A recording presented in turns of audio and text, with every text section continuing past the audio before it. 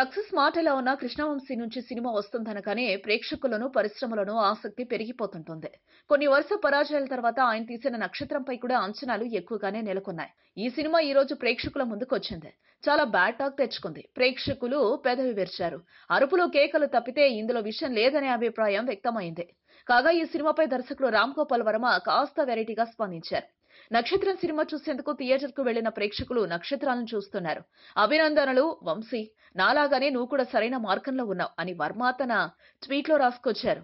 వర్మ ఈ ట్వీట్ తో పాటు నక్షత్రం పోస్టర్ ను కూడా పోస్ట్ చేశారు. ఈ పోస్ట్ ఇప్పుడు వైరల్ అయింది. కృష్ణవంశీ కూడా వర్మ కంపెనీ నుండి వచ్చిన సంగతి మనకు తెలిసిందే. ఈ వీడియోపై మీ విలువైన కామెంట్స్ ని మాతో షేర్ చేసుకోండి.